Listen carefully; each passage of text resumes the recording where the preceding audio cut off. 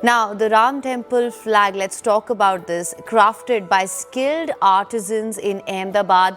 It's made of a particular parachute grade nylon for high durability, designed to be resistant to sunlight, rain, strong winds. This particular flag, can tolerate wind speeds of up to 200 kilometers an hour. It's protected with double coated synthetic layer flag.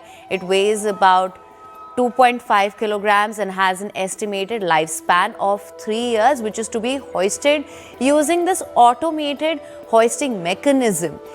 Just a press of a button and the flag will be hoisted, an engineering marvel as well.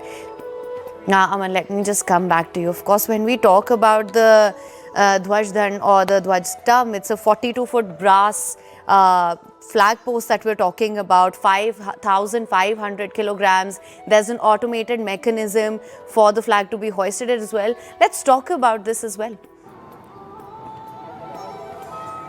Well, see, the details that we have are very fascinating. This particular flag, features the radiant sun with the Kovidara tree and the Om inscribed on it to, embodify the brilliance and the valor of Bhagwan Sri Ram, the ideals of Ram Rajya. We have seen over the past few days, this flag was a proper puja was done of the flag, as well as the, the pole on which it will come up, and there was a proper anushthan done for the same, because this is a very, very sacred exercise. Dhwajarohan in any particular temple marks the completion of the temple, marks that the temple is now fully complete, and that is why this ceremony becomes so significant. And when the Prime Minister comes also here today, he's not just going to the Ram temple. Inside the entire Ram temple complex, there are various other temples which have come up, and these are called the details I have, they are called the Sapta Mandirs. So there are small, relatively smaller temples of Maharishi Vashisht. There are Maharishi Vishwamitra, Maharishi Agastya, Maharishi Valmiki, Devi Ahilya, Nishadraj and Mata Shabri. All the, all the religious characters involved in the Ramayana, everybody has been given a dedicated temple inside the Ram temple complex. This is also a very, very, meticulous exercise, so that when people come to pay their obeisance to Lord Ram, they're not just coming to Lord Ram, they're also coming to all the people who are associated very closely in the Ramayana with Lord Ram. So you can also go to these temples, and people will be going. It's a beautiful complex inside, since it's come up now in full scale, and we saw those pictures today morning also, some of the visuals which have come from inside. More will come today when the Prime Minister is inside the particular temple. The flag, if I come to the details I have, and I spoke to a couple of people about that, it's a right angle triangular flag. It's measuring about 10 feet in height, 20 feet in length. It bears the image of a radiant sun, I was explaining, symbolizing the brilliance, and it will also convey a message of dignity, unity and cultural continuity, embodying the ideals of what Lord Ram stood for. Right, absolutely. Of course, when we talk about the symbols, we're talking about sun, Om and the tree that you have mentioned, the narrative.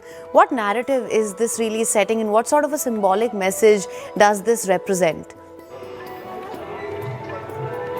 Well, see, I think this is signifying the culture of India. This is signifying the spirituality of India. What really our Astha, our Sanatan Dharm stands for. I think the entire messaging is around that particular thing. Even if you see the temple, the flag will, the temple is done in a traditional North Indian Nagara architectural style.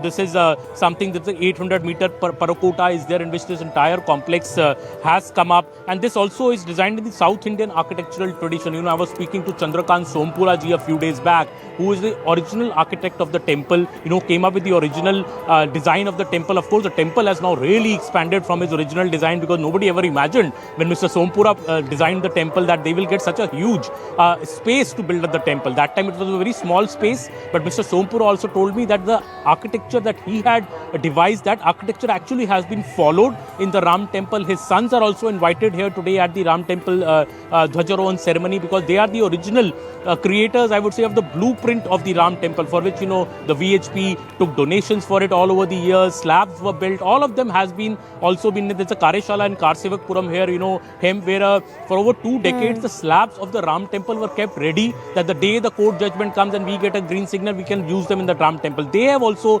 those slabs, even 20-year-old slabs, have been used in the particular Ram temple complex this time. And besides the stone which came from Rajasthan, whose artisan netizens are also invited here today. So I think the overall, if I speak, if I see the journey of the Ram temple, as I was explaining the 2005 terrorist attack when they tried to blow up the makeshift Ram temple, to 2018-19 when I came here and I saw those sites that, under a dirty little tent, Ram Lalla deities were there, to today, Pran Pratishtha, and now the Dhwajarohan. It's been a long, long successful journey, and many people are very, very emotive about it as well here in Ayodhya.